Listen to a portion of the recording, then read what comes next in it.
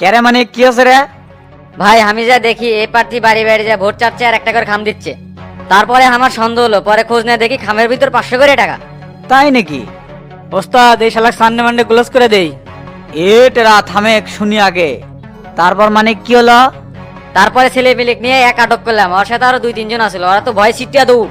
ওই শালা গেলে ধরা লাগলো নি, পয়লা যাবার দিছু কৃষক। চেষ্টা তো আর কম করছিলাম না, কিন্তু ধরবে পারিনি। এ মানে কই লোকে এখন কুন্ডি থুইছো? ভাই আপনি গুদাম ঘরে তুজি। গুদম ঘরে তো অন্ধকার, তা কোনো মারধর করছো নাকি? হালকা মার ধরেছে ধরার সময়, পোলাপানের রাগ জানিনি তো। তবে আমি ওটি উপস্থিত থাকায় মার কম হয়েছে। যাক ভালো করছো, চল এখন দেখা করে আসি। আচ্ছা ভাই চলেন। এ টেরা চুপচাপ থাকবো আর মাথা গরম করে কোনো কথা কব না। আপনি যখন করছেন তখন তো চুপ থাকাই লাগবে। এ মানিক চল তালে। ঠিক আছে চলেন। ও আপনি তা ফজলু সাহেব এটা কোনো কাম করলেন কোন তো? ভাই একটা ভুল বোঝাবুঝি হচ্ছে, আমি কোনো টাকা দিয়ে ভোট কিনতে আসিনি। এ ভাই মিশে কথা কন কে? খামের ভিতরে যে 500 করে টাকা দিচ্ছেন, এটা কি মিথ্যা কথা? আরে 2-3 জনকে দিছি, ওরা আমার কর্মী ছিল। দেখেন ফজলু সাহেব, এই ইউনিয়নে আপনি একজন চেয়ারম্যান প্রার্থী, আমিও একজন চেয়ারম্যান প্রার্থী। জনগণের বাড়ি ভোট চাইতে গিয়ে কর্মীর বিল মিটাবেন, এটা বলে হাস্যকর কথা বলেন।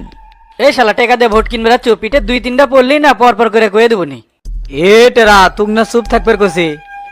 ওস্তাদ আমার হাত খালি স্পিস করতেছে, চুপ থাকি কেঙ্কা করে।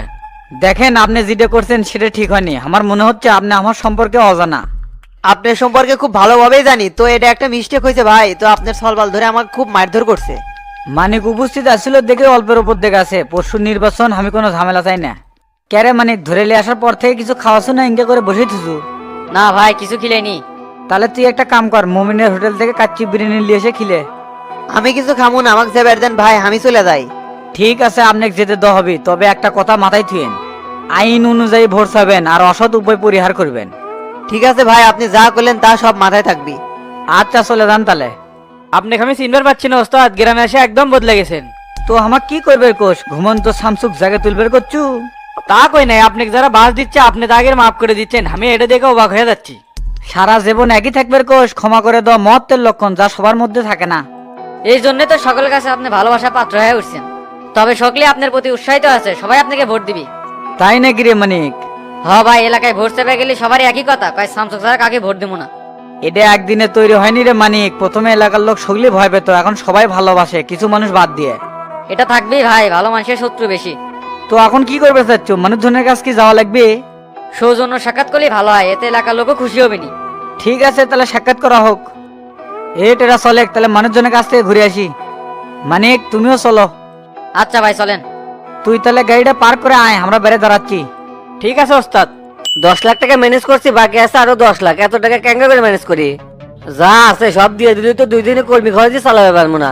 কি যে করি দেখি, স্যারে কয়বারে 2 লাখ টাকা কম দেবানি। এই তো স্যারই তো ফোন দিছে, ফোনটা এনে রিসিভ করি। কি শফিক সাহেব, টাকা ম্যানেজ হচ্ছে? স্যার ম্যানেজ হয়েছে, তবে অল্প এনে টাকা আল্লাহ ঘাটতি আছে। কত টাকা ঘাটতি আছে?